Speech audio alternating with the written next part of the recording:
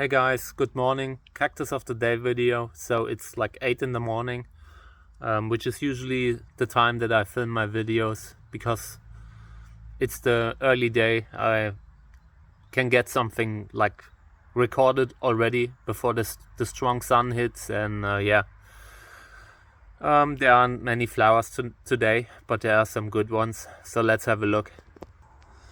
Yeah, this is Ecuador. Super beautiful plant. I like it.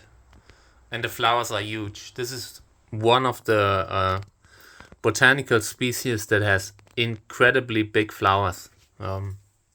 This is 22 centimeters in diameter. And this is great for breeding.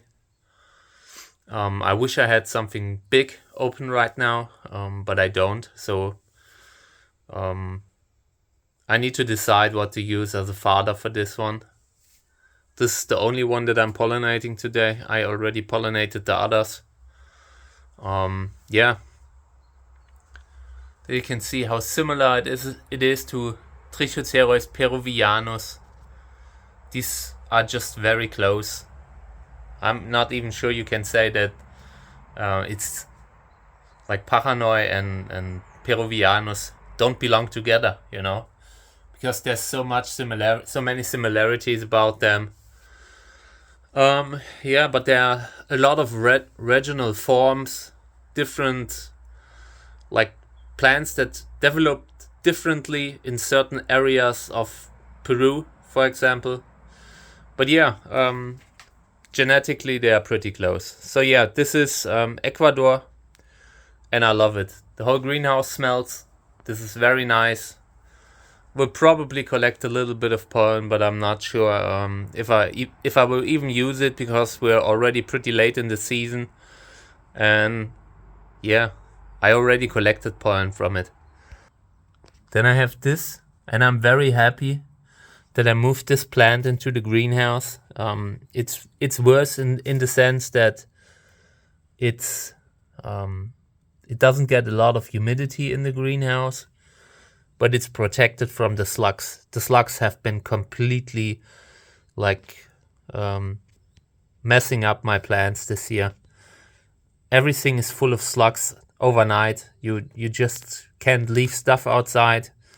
And plants that have finished flowering and are growing a fruit, they do well outside. But yeah, if you suddenly come and they have eaten all your fruit, that's a bad feeling. Here's a little grasshopper hiding. I know who you are. I know where you are, guy. But I don't care. I don't really punish them for being what they are. I'll just move it outside and pretend it didn't happen. I probably have to water in here again. I'm just a little bit late with the watering. So much stuff to do, so many problems. You know how it is. Sometimes life gets in between. But I'm a professional and I will probably get it done. This is the Validus. I don't have a lot of time until it reaches the roof again. This plant will, I don't know. I can if I remove the shoots at the tip, at the top, I would instantly have 5 large plants of these. Even the tips are the shoots are very big, but I don't have space for all that. And I want to have a flowering plant, so I'm waiting and just giving it time. Maybe it flowers again next year. This year it didn't.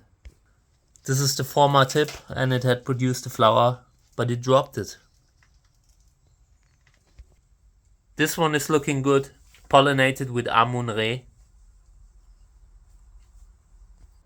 So I mowed some grass, and I will probably have to continue doing that in the next years. So a large part of the channel will also be to get this jungle under control. This is the first time I'm really trying to get it to a point where it's manageable, you know, like what this is a place that's surrounded by lots of plants and they are growing excessively, you know. These are Robinia pseudoacacia trees, and they are a terrible weed, invasive weed that needs to be removed. This plant has already spread throughout the country, so it is too late to stop it. You know, these are a few hundred years in here already, and they have normalized. And it's a terrible plant. It's a terrible plant, and I will try to get back the garden one piece after another. And I have such a big piece of land here that I can just leave a large part still intact for nature.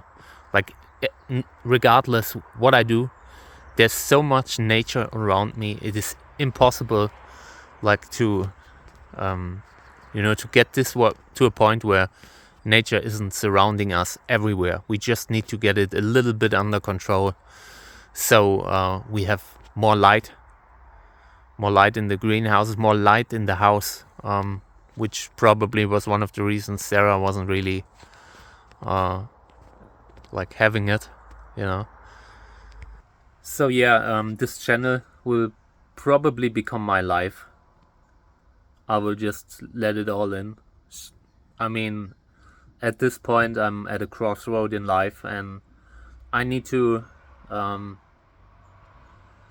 I don't know, this is such a huge project that I need to get it under control. I want to prove it. I want to prove it to myself. I want to prove it to Sarah a little bit, that what we could have made out of this thing, or what we can make out of it, it's not too late, you know. You know how it is sometimes. People have a crisis, midlife crisis and all that stuff. It happens, and it might not be the end. So I just want to do something good out of the big land that I have here, and that we have here. And yeah, that's my plan for the next months or years, you know. Like, there's a time when you can, like, take down trees and all that stuff. Right now it isn't. So we will wait until late autumn, and then we will take down some trees here to bring in some more light, because we always had the problem that the trees were too close to the house. Like, we had a huge tree behind the house, like directly beside it, and it took so much light away. And yeah, that was a big problem. And we have the same problems here everywhere around the house. They come up everywhere. So we will need to get it under control. And sometimes I will film it. This is still 100% my cactus channel, so don't get me wrong. But I will also show you what is part of making it possible to breed here, you know, in such a difficult environment. It's not that I'm showing flowers, I'm showing plants, but what's going on here behind closed curtains is me, like, bringing myself to exhaustion every day when I'm, like, outside. This is like a huge project, and I want to share this sometimes with you. Not too much, don't get me wrong, but I want to show what's going on in my life, because honestly, I have no one else to talk. But yeah, apart from the pets, you know, they have to listen to me very long. Yeah, all right. And later today, I will pack orders. I have a lot of packing orders to do, and that's going to be my my part of the day where I'm usually outside. I will probably have to spend inside, because I'm a 100% professional. Every order is shipped on time. They know, like, when someone makes an order with me, I take it personally. Like, I'm a 100% professional. and everything that happens in my shop is like, I never let someone down who makes an order with me. That's important to me. It matters to me. And yeah, orders are shipped with like excessive amounts of seeds. And yeah, so that's what I will do. Maybe I film it, maybe not. But just know that the cactus stuff, the flower stuff, is just a tiny part of my life, and I also spend so much time during the day doing other stuff. Alright guys, thank you for tuning in. Let's go to another greenhouse again, because I want to show you one last thing. Holy moly, right? Yeah, this looks pretty good. I'm watering it all the time, and there will be seeds. I mean, unless this plant breaks off or something, but I think this will work. I put a tie around it because I no longer wear these. My times in the office are over. No matter what will happen in my life, I will never like do like soul crushing office jobs again. I almost didn't make it at the time, so yeah. This is a good use of my tie. And Amun-Re, yeah, it doesn't look so good. We'll see. I don't think you can, like, just by looking at it, you do not see much that's like, if a flower is pollinated right now. I don't think they are, but I want to be optimistic. Alright, yeah, this is the end of the video. Thank you for tuning in. I appreciate it. I appreciate you, like, just like having a look at my life. And yeah, there will be many more videos in the next month or two. Take care. Bye.